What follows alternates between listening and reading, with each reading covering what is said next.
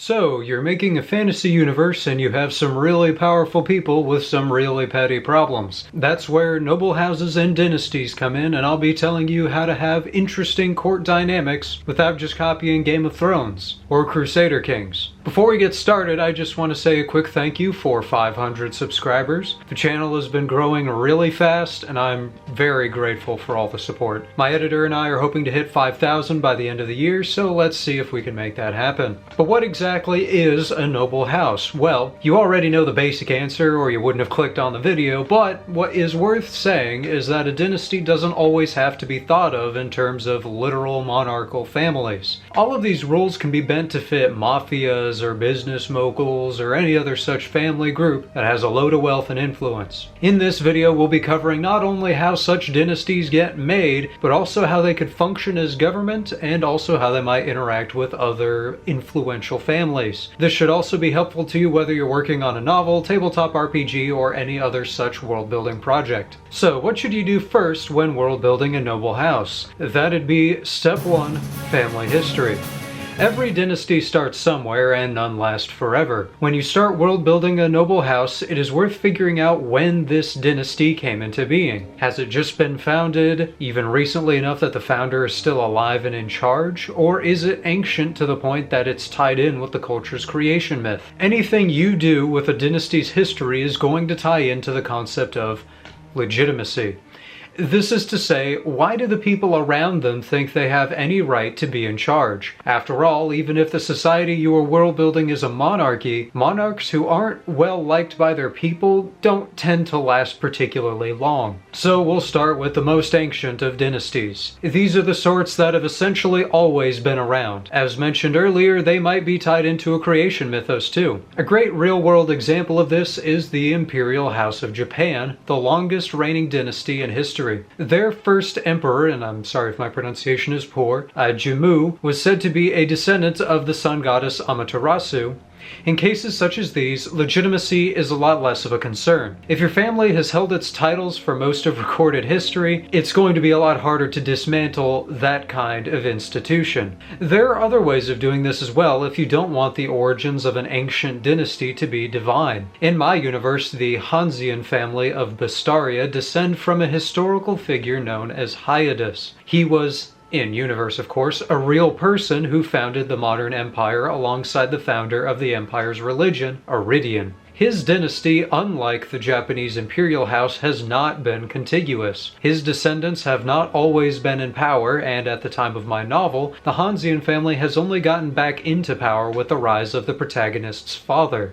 The dynamic of an ancient house is one of maintenance. Characters in this kind of dynasty aren't having to prove anything. They only need to not screw up, essentially. A common trope with this kind of dynasty is the long, slow decline from founders who maybe really were all people made them out to be, to the modern leaders who just kind of suck. On the far other end of the spectrum is the newly founded house.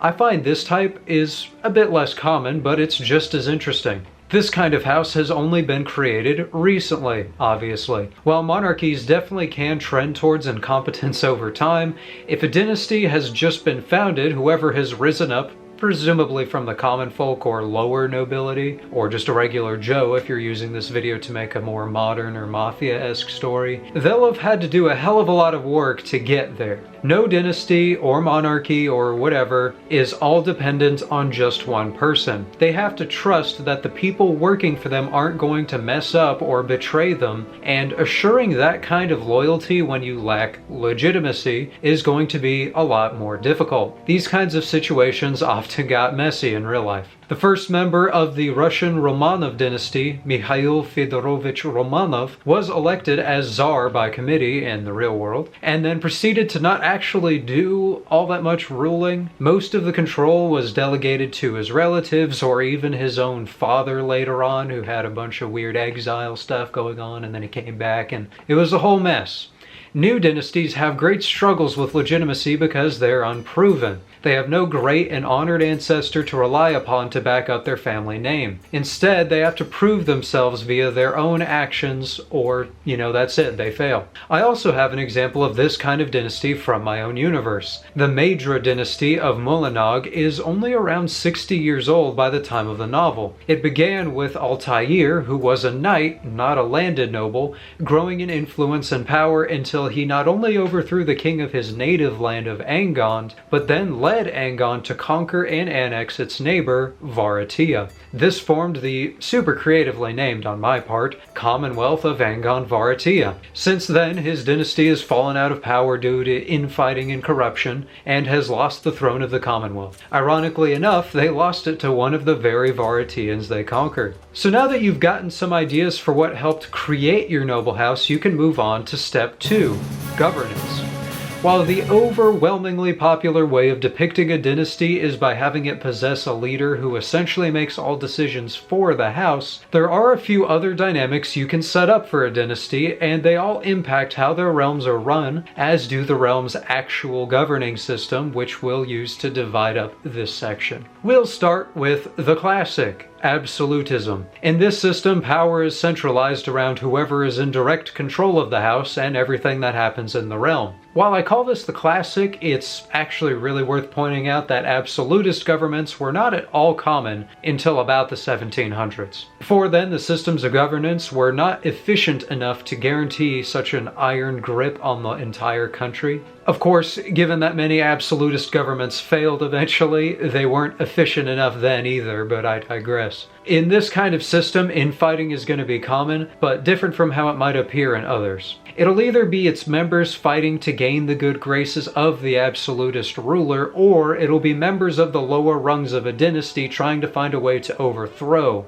said absolutist ruler and replace them. In either case, this is a system that will almost always create an environment of paranoia. These kinds of governments are also, as you'd probably expect, very subject to the whims of the ruler. Depending on who's in charge, this could lead to things like focusing all resources on making the capital city beautiful while the rest of the country rots, or executing people for wearing the wrong kind of facial hair. It's fun for the ruler and just about nobody else. The next kind of system is the actual classic feudalism. In this system, which was dominant for most of the medieval era, monarchies were basically pyramid schemes where every person was subject to the person above and boss of the person below. But there was not a whole lot of interaction between those who did not neighbor each other on the pyramid. A king spoke to his vassal lords, who spoke to their knights, who spoke to their peasants, as a simplification of the idea. This system was pretty decentralized by comparison to absolutism, as there were a lot of people other than the king or queen who held a lot of power. Much of the infighting would be between these vassals who would jockey for new territories, or in some cases even war with each other for them.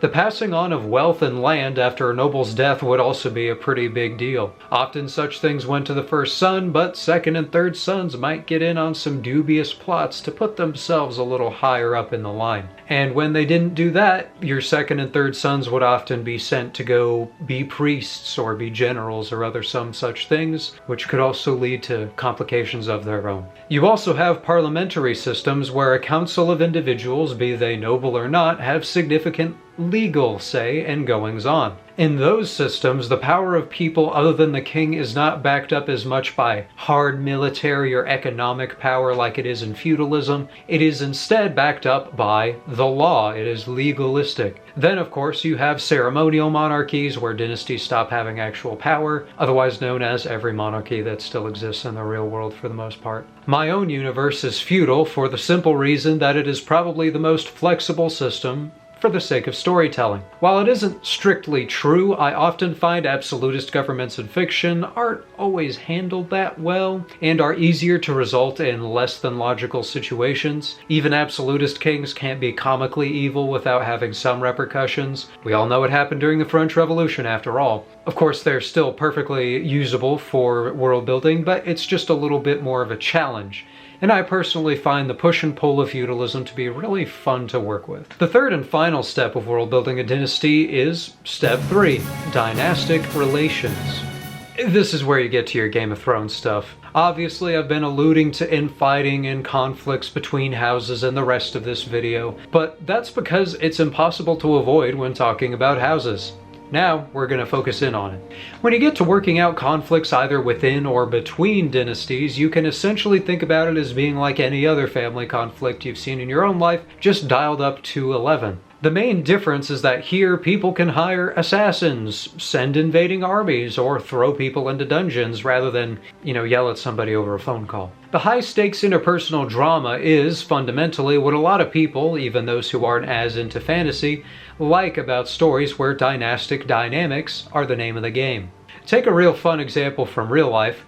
During the 7 Years' War in the 1700s, which, if you haven't heard of it, was basically World War Z, Russian soldiers under Peter III were at the gates of Berlin ready to invade and potentially end the war, just like what would happen 200 years later. The problem was that Peter III was a Prussiaboo and quite literally agreed to give up the war because the Prussian king agreed to give him a medal, and I think maybe a parade or something. That's it. Because of how unbelievably stupid that was, Peter III was almost immediately overthrown by the woman who would eventually become Catherine the Great, who you probably have heard of.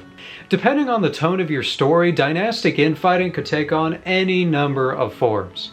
You could have duels of honor or jousts to determine who should be the rightful ruler or who can marry the fair lady. Or you can have absolute skullduggery, which is one of my favorite words. One real-life example saw an assassin sit in a toilet to stab a guy as he went to use the bathroom. Such things are at your disposal as a world builder, and I welcome you to come up with whatever insane plots you can imagine, as long as they're justified in some way logically and make sense for the character and all that. I don't think Aragorn from Lord of the Rings would be ordering any toilet shakings, but I digress. Well, this video was a bit of word vomit and mostly just me making excuses to talk about funny history, but hopefully it's been useful to your endeavors of world building dynasties. If you've made it this far, thank you so much for watching, and if you liked it, please consider liking and subscribing. And remember, no matter how awkward Thanksgiving dinner may be, at least you aren't a medieval noble who has to worry about getting assassinated when he goes to the bathroom.